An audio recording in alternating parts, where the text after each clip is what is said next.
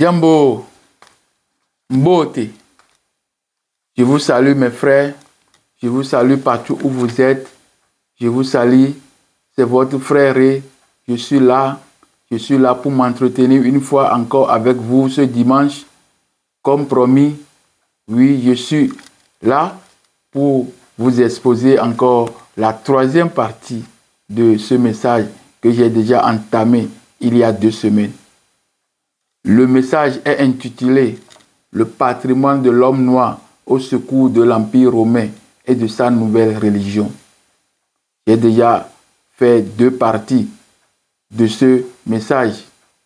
Donc aujourd'hui, nous allons faire le 2e point. Oui, le 2e point est très important.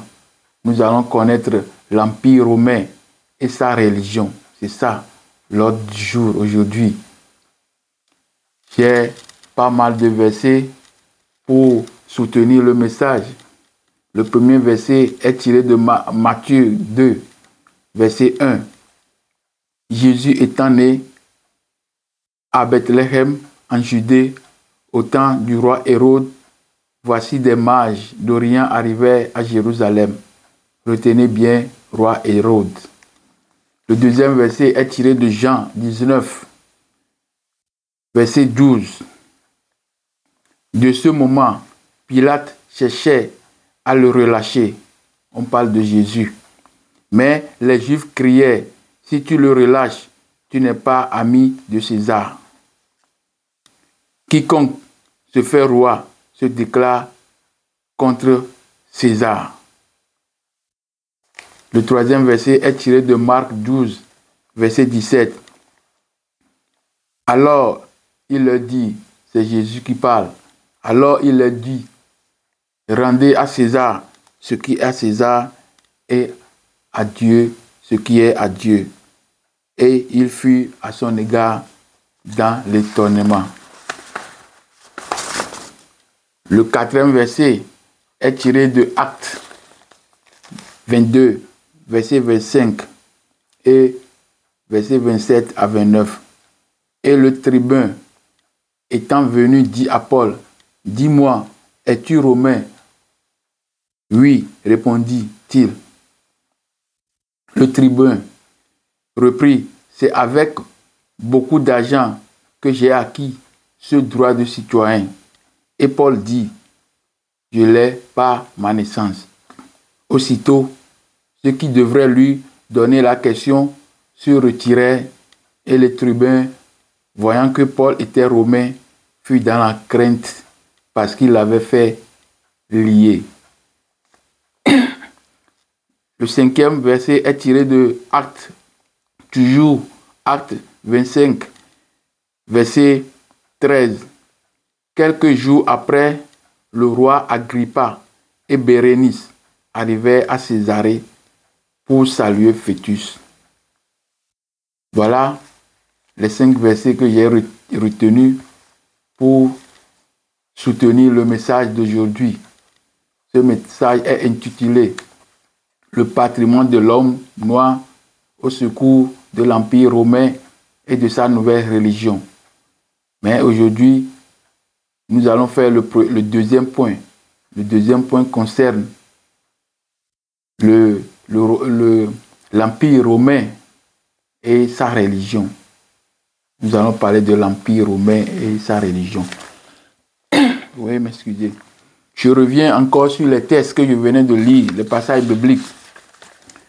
Je n'ai pas choisi seulement au hasard. J'ai choisi ces textes pour pouvoir soutenir le message. Jésus étant né à Bethléem, en Judée, au temps du roi Hérode. Nous entendons ici le roi Hérode. Le roi Hérode, nous devons connaître qui est le roi Hérode. Le roi Hérode, pardon, je vais m'excuser. Le roi Hérode est un client de l'Empire, un roi client de l'Empire romain. Hérode le Grand est nommé roi des Juifs par le Sénat romain en moins 40, c'est-à-dire 40 avant Jésus-Christ. le Sénat fait partie de la République. Mais, oui, République. Donc, mais le règne de Hérode a réellement commencé en 37 avant Jésus-Christ. Voilà, 37 avant Jésus-Christ. Donc, voilà celui qui est Hérode. Hérode est un client ou bien un nommé du Sénat romain. Donc, il est là en tant que romain. Jean 19, verset 12.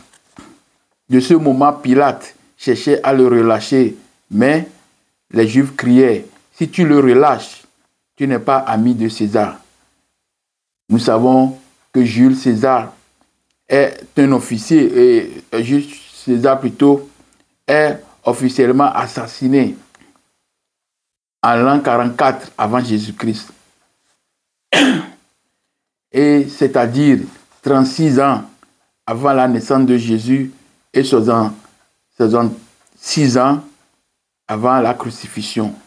Pourquoi parlons-on maintenant du César? On parle de quel César? Vous devez savoir. Parce que le César plutôt, c'est lui qui a conduit l'Empire. Et pas l'Empire, mais il a conduit plutôt la République. Et après son assassinat, bon là, il y a beaucoup de guerres, la guerre civile qui a commencé. Mais ce monsieur est déjà assassiné depuis 44, 36 ans avant la naissance de Jésus. Maintenant, on parle de Jules, on parle de César. Si tu le relâches, tu n'es pas ami de César. C'est quel César dont on parle? Quand on dit César ici, c'est un titre. César était vraiment une grande personnalité, mais après son assassinat, après sa disparition, le nom est devenu un titre, comme on a fait pour Pharaon. On nous dit Pharaon, Pharaon. On a fait pour Auguste aussi, parce que les deux grandes personnalités étaient incontournables pour l'Empire romain. Donc leurs noms sont devenus maintenant le titre des empereurs. Marc 12, verset 17. Alors, il dit, rendez à César. J'ai ramené, c'est le même nom. C'est rendez à César ce qui est à César et à Dieu ce qui est à Dieu. Donc, je viens de parler de César. La plupart, non, je continue avec Actes 22, versets 25 et 27 à 29. Quand on parle de tribun, le tribun c'est un général ou bien c'est un homme éminent. Donc il fait partie de l'armée. C'est un nom. Donc c'est autant de Romains qu'on a entendu le nom de tribun. Et aussitôt, ceux qui devraient, donc on a parlé aussi de la citoyenneté. Paul disait qu'il est citoyen romain. Donc je suis en train de parler, nous sommes dans le deuxième point qui nous dit plutôt l'Empire romain et sa religion. Donc il y a deux grands parties là-bas. Il y a l'Empire romain plutôt et après la religion. Donc Paul est romain. Il dit qu'il est romain de naissance. C'est comme quand tu es né en Europe, tu es de la nationalité du pays dans lequel tu es né. C'est pareil. Vous m'excuser. Quelques jours après, le roi Agrippa et Bérénice arrivaient à Césarée. Donc, qui est Agrippa? Agrippa aussi est, bon, on nous dit que le nom même est franchisé quelquefois à Agrève. C'est un nom d'origine romaine, qui signifie naître les pieds en avant. Vous comprenez? En Afrique, quand un enfant est né, le pied est sorti avant, on l'appelle Agossou. Donc c'est un nom spécifique. Donc ici, Agrippa, c'est ce nom, le même nom que les Africains donnent à leurs enfants. C'est le même nom qu'on vient de donner pour Agrippa. Donc je vous dis que le temps là, quand on parlait de Jésus, le temps là, tout la Césarée, la Judée, Jérusalem, tout ça là sont occupés par les Romains. Donc c'est eux qui dirigent.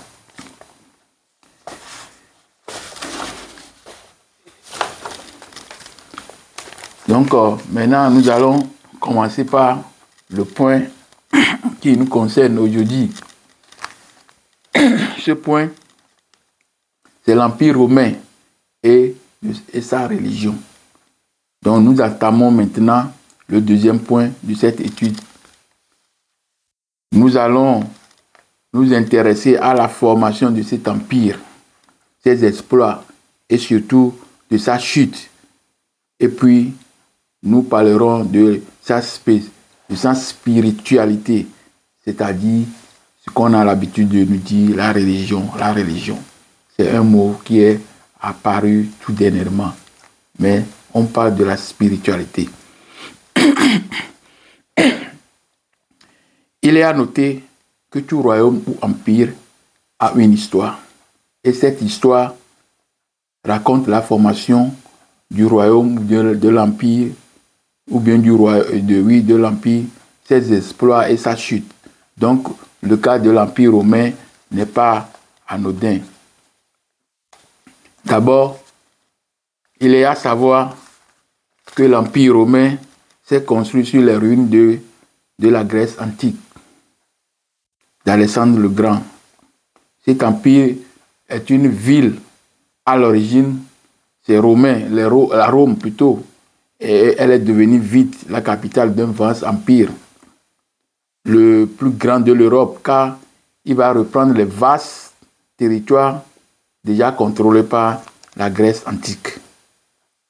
Comme je l'avais déjà dit, tout avait commencé en Rome, la petite cité, avec la monarchie, entre 753 et 509 avant Jésus-Christ. Environ 200 ans, il y a la monarchie, la monarchie a fonctionné en Rome antique.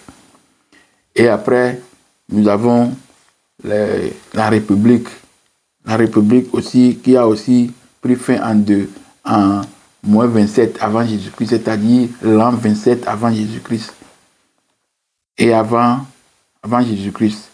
Mais c'est au 3e siècle de notre ère, c'est-à-dire après Jésus-Christ, 300 ans après Jésus-Christ, que l'Empire a fait beaucoup de conquêtes pour avoir une grande taille par après. Il comprenait une partie de l'Europe actuelle, tout le nord de l'Afrique et une partie de l'Asie, soit environ 50 millions d'habitants. 40 années plus tôt de règne, entre l'an 27 avant Jésus-Christ à 14 après Jésus-Christ, donc ont permis à Auguste, vous savez, c'est Octave qui est nommé Auguste par après. Il a pris le nom Auguste. C'est lui qui a fondé un régime qui dura 5 siècles, 500 ans, et assura la paix à un empire dont les limites ont rarement été dépassées dans l'histoire du monde. Mais tout ça là, c'est juste pour donner une apothéose. Mais il y a d'autres empires qui sont plus grands que l'Empire romain. Je continue. Dans l'histoire, il y a aussi un empereur africain, on l'appelle Septime Sévère, entre 193 et 211 après Jésus-Christ.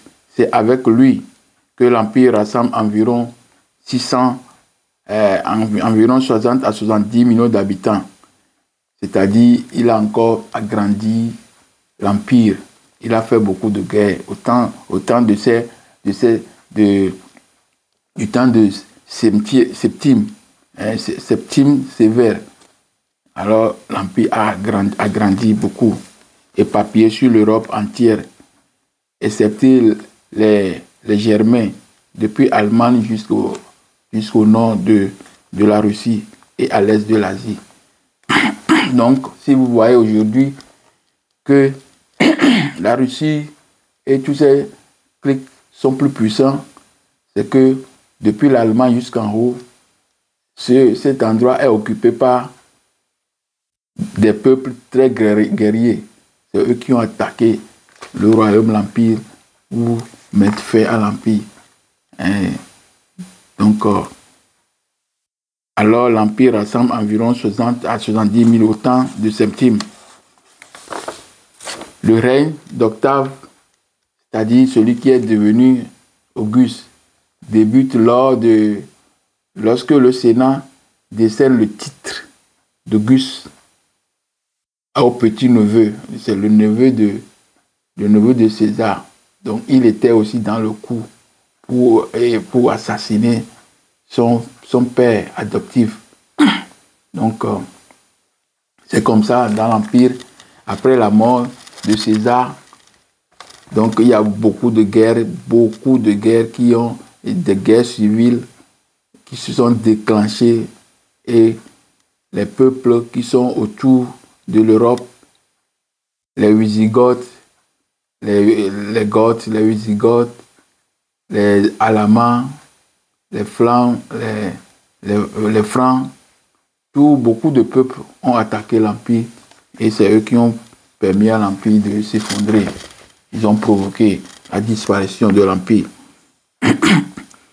Souvent, sous couvert de restaurer la République, ce dernier instaure, je parle d'Auguste, ce dernier instaure un nouveau régime politique, le Principat.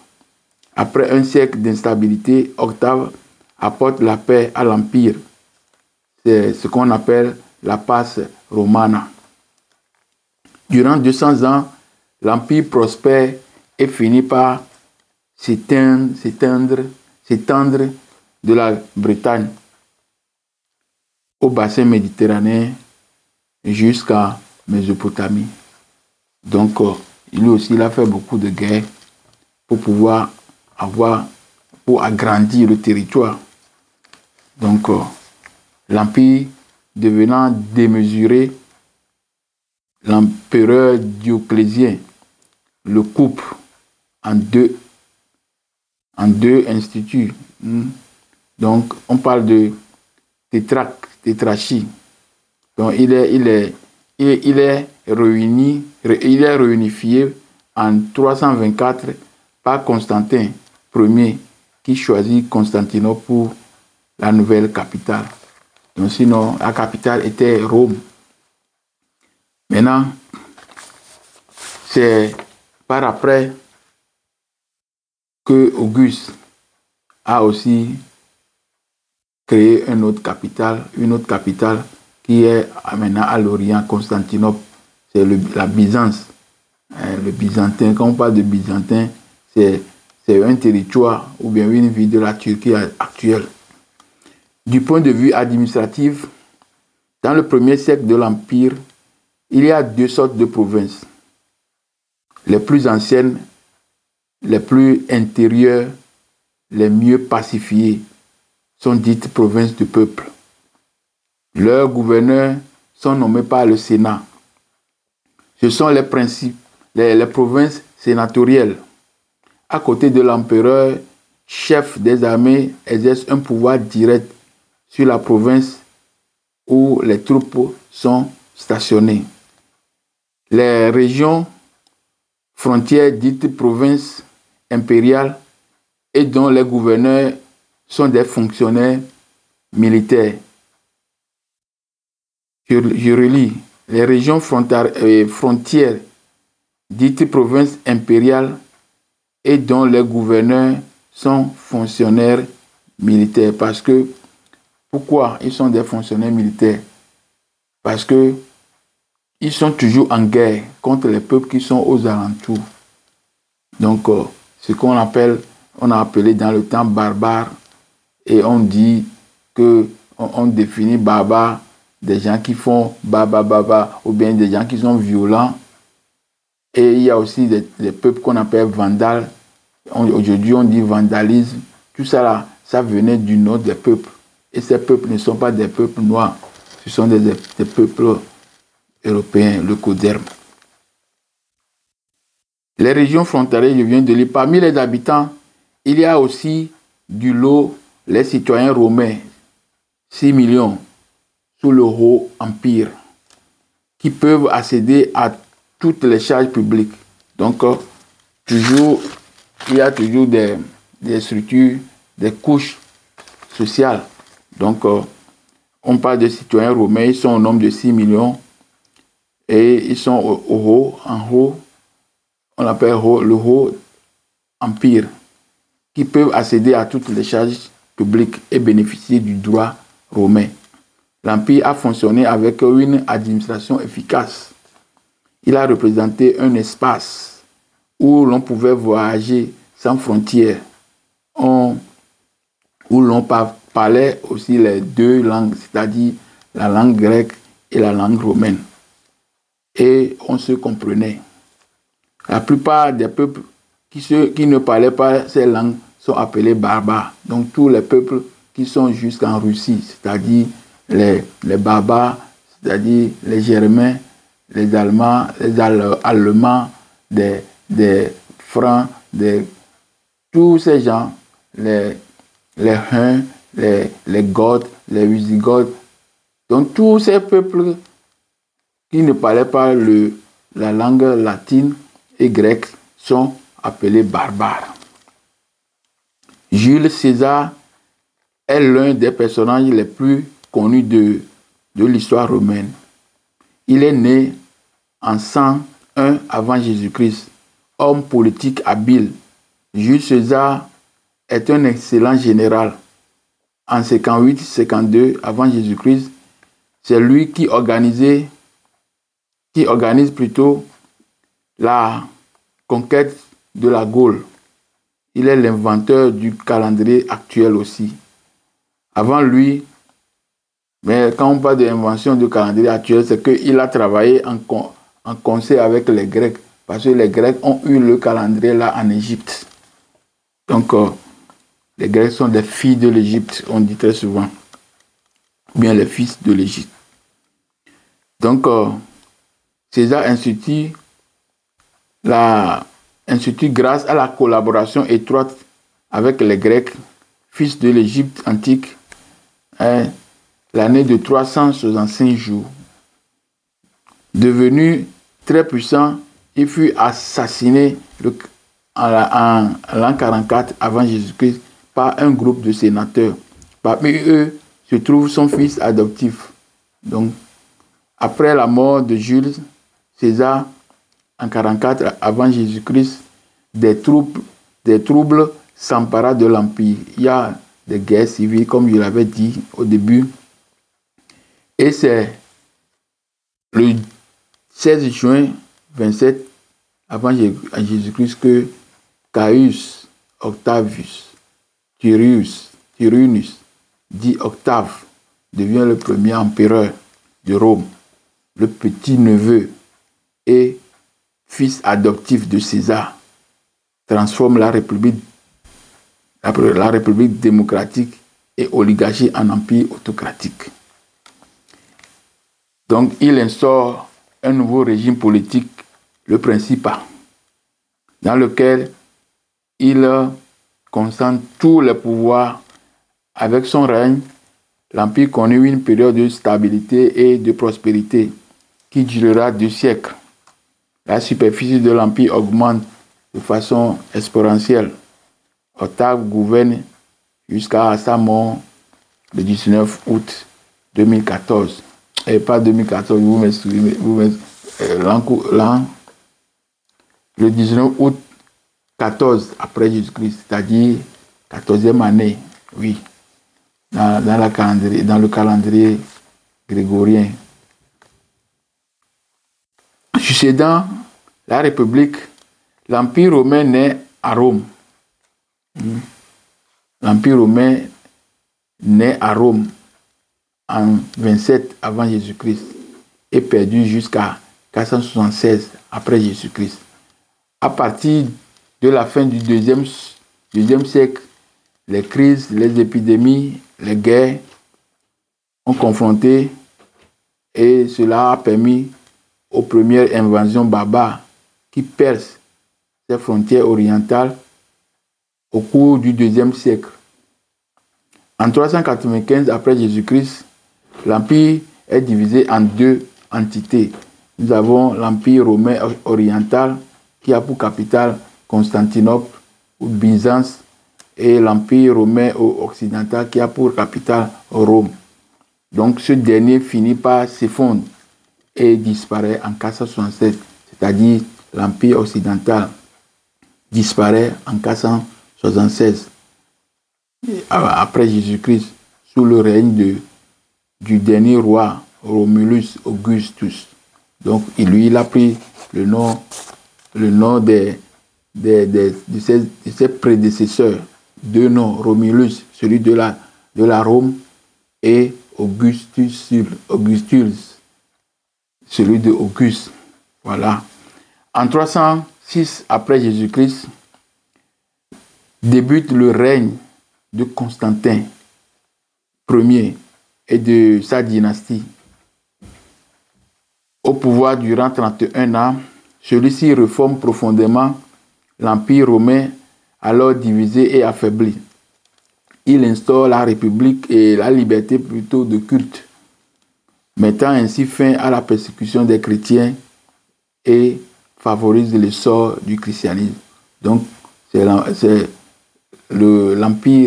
l'empereur Constantin qui a, je peux dire, créé en toutes pièces, institutionnalisé le christianisme. Si nous voyons le christianisme aujourd'hui, la base est posée à Nicée en 325 et par après Théodose en 381 aussi a réuni encore le concile pour ressouder encore l'institution. Romulus Auguste, quant à lui, est le dernier des empereurs romains d'Occident, déchu par Odoacre.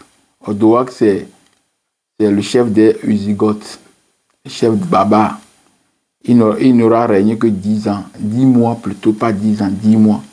À la fin du IVe siècle, les Huns, les Goths, les Usigotes immigrent en Europe de l'Est, poussant les tribus germaniques vers les territoires romains. Donc, toujours, comme Sarkozy avait dit une fois que l'Europe, c'est seulement la guerre. Donc, ce sont des tyrans. Ce sont des gens qui veulent toujours prendre l'autre comme esclave, manger ou bien sucer le sang de l'autre. Lui, il est là, il contrôle l'autre. Il aime toujours faire l'esclavage. Donc, à la fin du IVe siècle, ces gens-là ont pénétré l'Europe et pénétré la Rome, l'Empire, vers le territoire. Bon, tous ces gens ont rentré maintenant dans le territoire. Déjà, le territoire est à l'agonie parce qu'il y avait déjà à l'intérieur même, ils ont aussi des divisions, ils ont des luttes pour le pouvoir.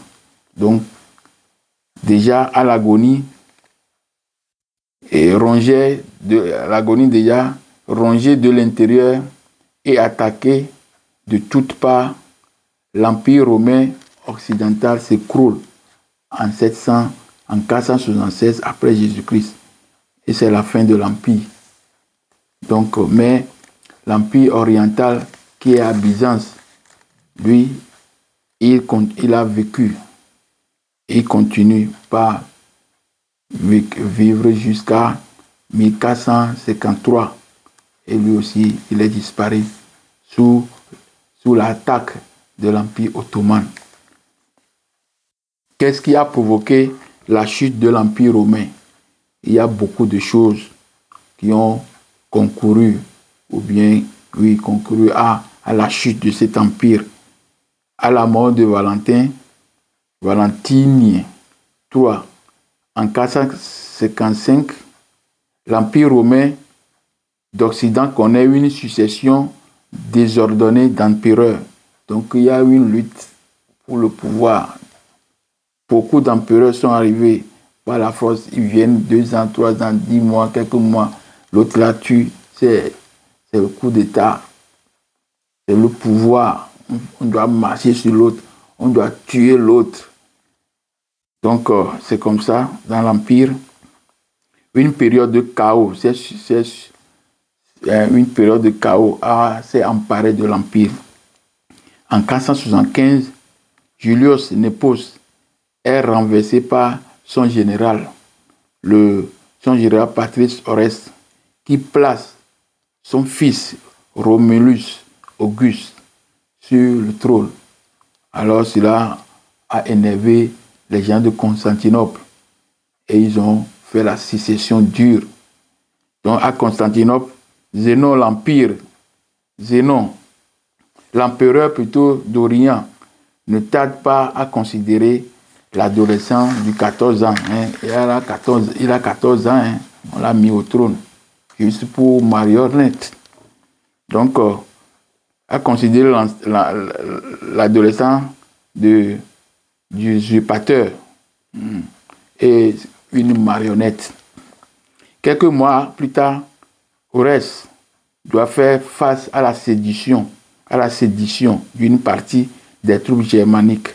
Parce que dans le temps, quand ils voient qu'ils sont faibles, donc les peuples germaniques qui les ont attaqués, ils leur donnent des possessions de terre et ils font des compensations avec eux. Donc ces gens le soutenaient.